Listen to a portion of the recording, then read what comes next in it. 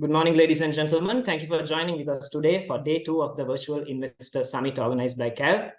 We will be starting off today's session with a keynote speech, which will be followed by a Q&A forum. Please send your questions to Capital Alliance account through the chat function. The keynote speaker today needs no special introduction. He has become a very popular household name in the recent past due to the noticeable economic progress that they have made so far. It's none other than our State Minister of Finance, Honorable Minister Shehan Semasinghe.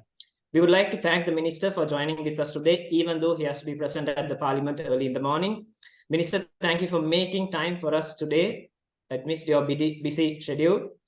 Today's keynote speech will be on the topic of aligning Sri Lanka's fiscal and policy framework to unlock the investment potential. Minister, over to you.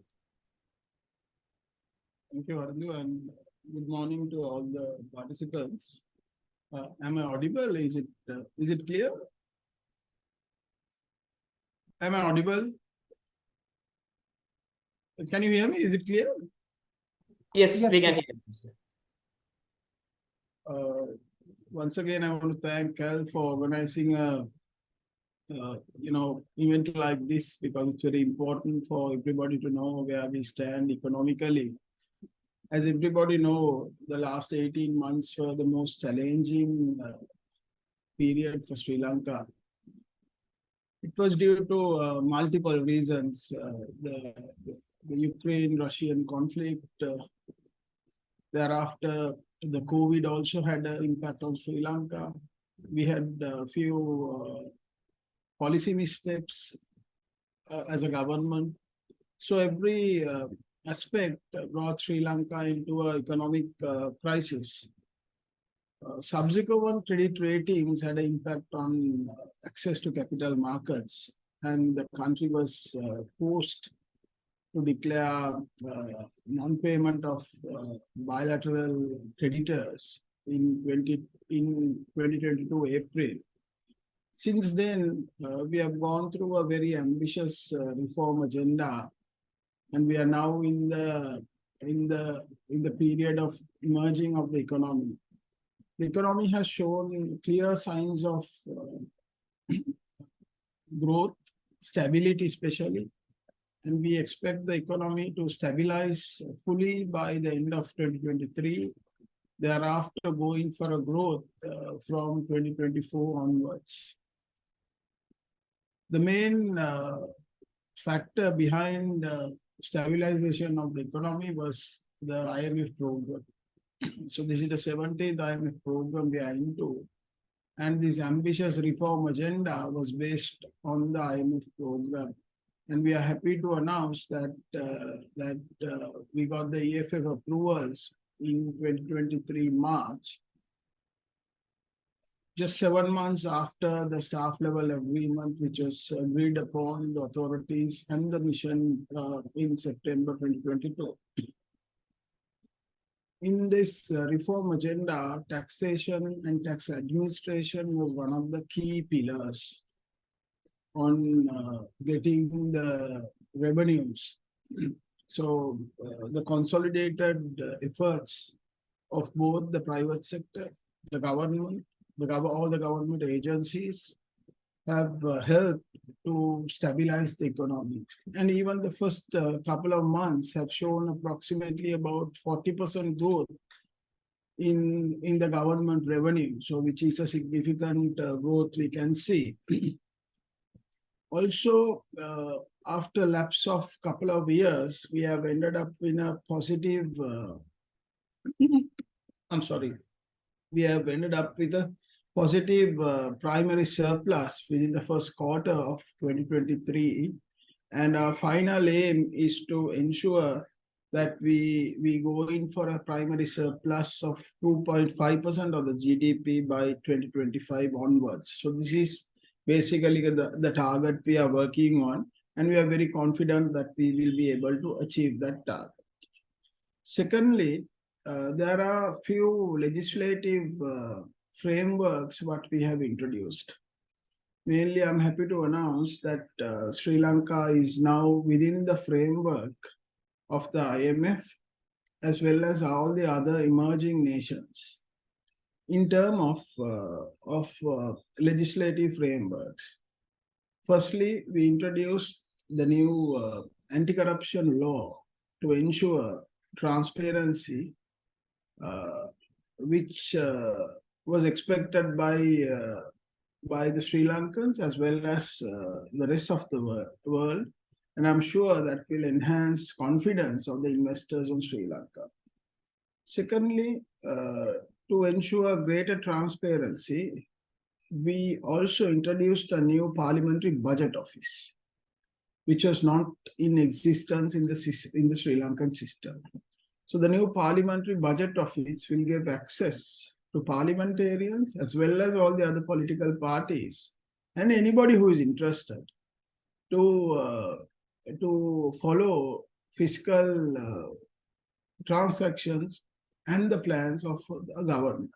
So that can be analyzed. Their views can be communicated to the government as well as within parliament. So those were two key legislations which we introduced the last couple of months. And the other main legislation which we brought in was the Central Bank Act. As you know, the monetary accommodation was one of the key pillars of the economic crisis we faced.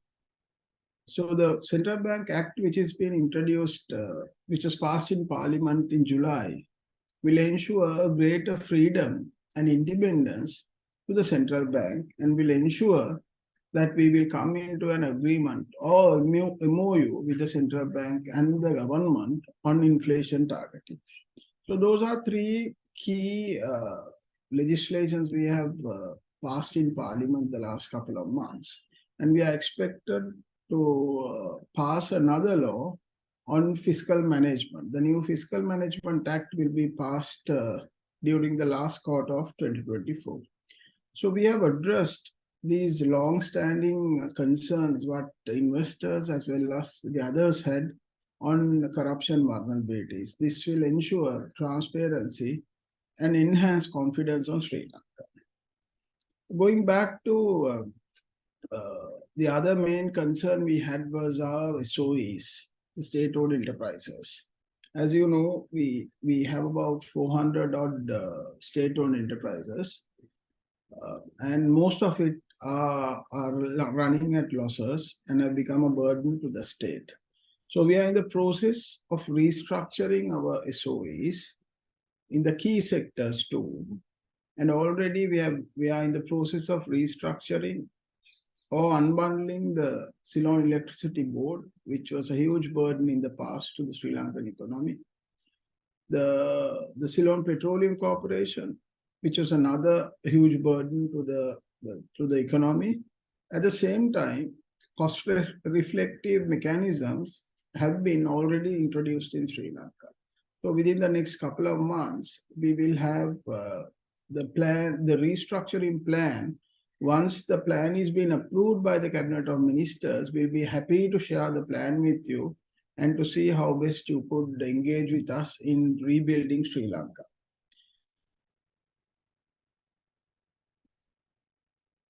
The other key sector we are looking at is debt restructuring. So firstly, the first step has been almost completed, the domestic debt optimization program, which we intend to conclude within this month. So the reason why I have to go to Parliament, there is a debate taking place on the domestic debt optimization program. A key amendment to the Inland Revenue Act will be passed within the next couple of days in Parliament. Today we will start debating in the afternoon.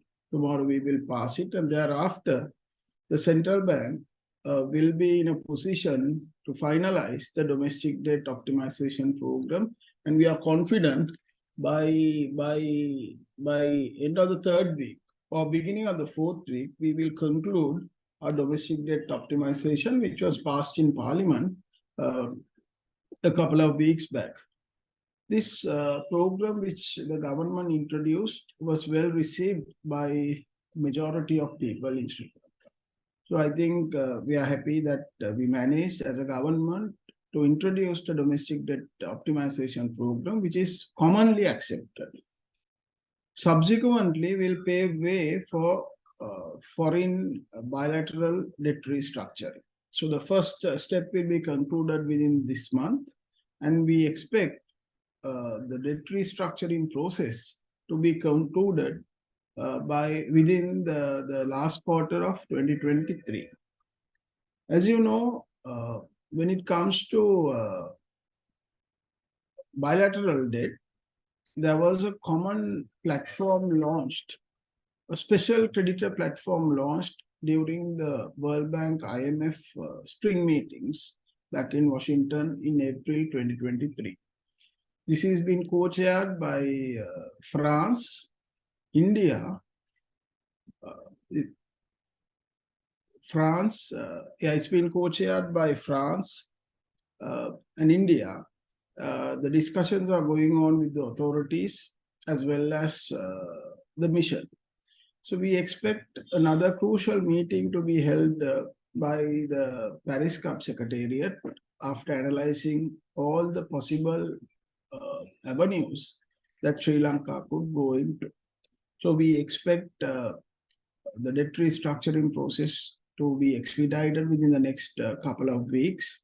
As you know, China is engaging with us bilaterally. They're outside the common creditor platform. But however, China has given their commitment on coming into an agreement along with the other bilateral creditors on concluding the bilateral debt restructuring. So once we conclude our debt restructuring process within the fourth quarter, I think we should be able to have access to the capital markets. On the other hand, the interest rates are dropping down in Sri Lanka. The tourism industry has shown positive growth, and we expect the tourism industry to perform well. But however, we will not achieve the figures what we achieved in 2018, which was the best year for Sri Lankan tourism. But however, the industry is showing positive growth. The remittances are showing a positive growth. Inflation figures have come down from 70% September 2022 down to 4.6% this month. So there is a sharp decline in the inflation rates. The food inflation from 95% has dropped down to minus 2.5% now. So that will ease pressure on the general public in Sri Lanka.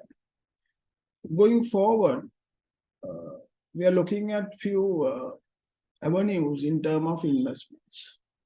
I think this would be ideal time for investors to look at Sri Lanka as an emerging destination on two different grounds. One, we are on IMF program, and all the decisions what we take in the future will be based within this framework what we have agreed upon with the IMF as well as with our bilateral creditors. So that will definitely give you confidence that we will not go back to a similar crisis what we experienced the last couple of years. Secondly, we are looking at a couple of areas to be developed. Number one would be the tourism industry. We are looking at the energy sector. The pharmaceutical industry would be another key area we want to develop.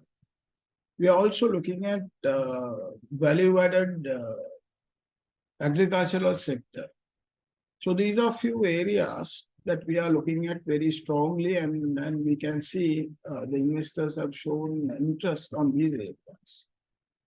We also will ensure that all these reforms what we have undergone the last 18 months will be locked by strong legislative requirements.